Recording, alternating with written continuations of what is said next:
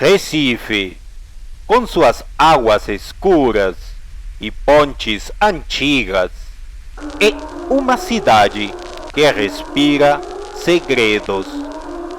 Sob as luzes amareladas dos postes enferrujados, lendas urbanas ganham vida e se alimentam do medo noturno. Uma das mais antigas, sussurrada por pescadores, motoristas de táxi e velhas benzedeiras, fala de um gato negro. Não um gato qualquer, mas uma entidade sombria que surge quando o mal transborda a carne humana. Dizem que sua presença anuncia a cobrança de dívidas morais que a justiça dos homens não alcança. Seu miado é um lamento ancestral e seu olhar revela o peso da condenação. Ninguém sabe de onde veio, nem há registros de sua origem. Alguns afirmam que ele é o espírito de um escravo envenenado por vingança. Outros que é o avatar de uma deusa esquecida, guardiã da justiça invisível. Mas todos concordam em uma coisa: o gato aparece quando alguém ultrapassa os limites da crueldade, e quando ele mia, alguém vai morrer. A cidade já não leva tão a sério essas histórias, mas nos becos de Santo Amaro e nas ladeiras do Recife antigo, o medo ainda vive, camuflado no silêncio de quem sabe demais. Dr. Mauro Albuquerque era um dos advogados mais ricos da cidade. Sua mansão no bairro das Graças contrastava com as vidas arruinadas por seus esquemas.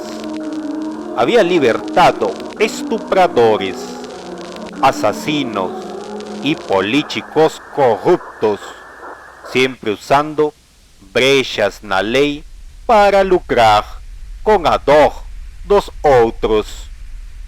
Ele se via como um jogador inteligente, não um monstro. Naquela noite, ao jantar sozinho, sentiu uma presença. O ar se tornara denso e o aroma de carne assada foi tomado por um cheiro amargo, quase como sangue oxidado.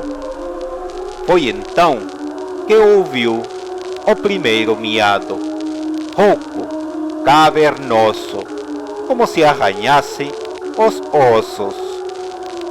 Assustado, se levantou e procurou em cada canto da casa, mas não havia nada. Apenas no corredor viu pegadas de barro, pequenas e felinas, que terminavam na frente do espelho. E dentro do espelho ele viu, não a si mesmo, mas o reflexo de um gato negro com olhos de brasa. Aquela visão não o abandonou. Na madrugada, seu corpo foi encontrado flutuando nas águas do Capibaribe, sem sinais de luta, sem causa aparente, mas os paramédicos ficaram perturbados. Os olhos do morto estavam arregalados de um modo inumano como se tivessem testemunhado algo do outro lado da realidade. Luciana Bezerra, deputada estadual, desviava milhões da educação pública. Crianças estudavam em escolas que desabavam sob a chuva, enquanto ela desfilava com roupas de grife nos salões do poder. Saía de uma festa em um casarão antigo, no coração do Recife antigo, quando ouviu o gato negro sentado calmamente sobre o capô do carro.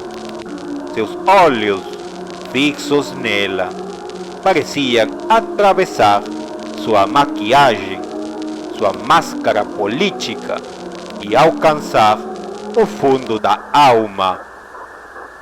Ela tentou expulsá-lo com gritos e ameaças, mas o animal não se moveu, apenas miou, e o som penetrou em seu cérebro como uma lâmina fria e afiada. Apavorada, ela entrou no carro e acelerou. As ruas de paralelepípedo viraram um borrão enquanto ela tentava fugir do que não podia ser deixado para trás. Na curva da Rua do Imperador, os freios não responderam. O carro se chocou violentamente contra um poste de ferro. O resgate demorou a chegar e quando abriram a porta do carro, encontraram o corpo de Luciana, esmagado pelo volante, com o rosto torcido num misto de dor e pânico. No para-brisa estilhaçado havia um rastro de garras finas, como se um animal tivesse caminhado sobre o vidro momentos antes do impacto. Samuel Duarte enriqueceu vendendo materiais de construção adulterados para obras públicas. Pontes colapsaram, prédios ruíram, vidas foram perdidas. Tudo em nome do lucro. Morava num luxuoso apartamento com vista para o rio. Certa noite, ao revisar contratos sujos, ouviu um miado que fez o chão parecer vibrar. Olhou para o lado e lá estava o gato negro, parado sobre a bancada da cozinha. Seus olhos, como dois sóis escuros, pareciam absorver toda a luz da sala. Samuel tentou correr, mas escorregou. Ao se levantar, o animal já não estava ali, mas o som do miado ecoava em sua mente como um sussurro de morte. Naquela madrugada, sofreu um infarto, mas não foi um infarto comum. Os médicos ficaram intrigados com os pulmões queimados por dentro, como se tivessem inalado fumaça de incenso antigo, misturado com cinzas humanas. Ao lado do corpo, na parede espelhada do closet, uma frase escrita com unhas: a alma pesa mais quando é podre. A empregada jurou nunca ter deixado nenhum animal entrar, mas os seguranças confirmaram que, nas câmeras durante a madrugada, um vulto felino caminhava pela sala, como se conhecesse a casa melhor que o dono. Após a morte do advogado, da deputada e do empresário, os noticiários começaram a traçar conexões. A população cética no início passou a temer o gato da justiça, como a imprensa o apelidou. Moradores antigos sabiam que aquilo não era um mito, era algo antigo, enraizado na própria fundação da cidade. Nos bairros históricos começaram a deixar oferendas nas esquinas, leite, velas pretas, sardinhas, não para invocar o gato, mas para apaziguá-lo. Mas era tarde demais. A entidade já estava acordada e caçando. Padres faziam orações nas escadarias da igreja de São Pedro dos Clérigos. Mães fechavam as janelas ao pôr do sol. Videntes se recusavam a tirar cartas. Algo sombrio pairava sobre Recife, como uma maré escura que invadia corpos e consciências. Em meio ao caos, uma lista apareceu na internet.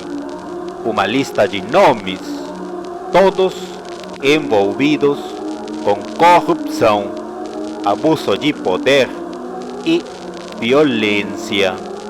Todos moradores da capital. Os 3 primeiros nomes já estavam mortos e os outros sabiam que não havia como fugir do que os observava das sombras. Na última noite de maio, a cidade mergulhou numa escuridão súbita. Uma falha inexplicável derrubou o fornecimento de energia em quase todos os bairros.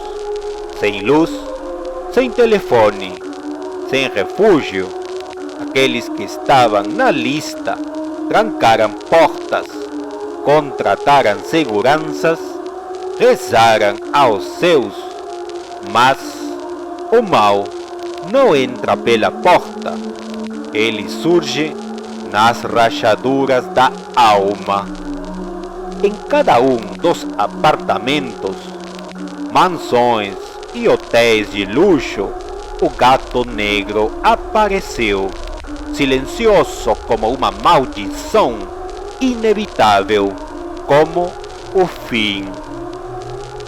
Na manhã seguinte, 7 corpos foram encontrados em pontos distintos da cidade, todos com as mesmas marcas, olhos abertos em choque, unhas retraídas de medo.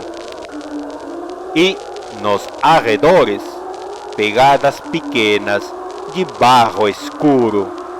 A imprensa silenciou, a polícia arquivou, mas o povo sabe. Em Recife, ninguém mais maltrata um gato negro, nem ousa corromper com tanta confiança, porque agora todos conhecem o sussurro, e ele ainda ecoa pelos becos e canais da cidade, avisando que a justiça que vem das sombras não falha, ela mia e depois mata.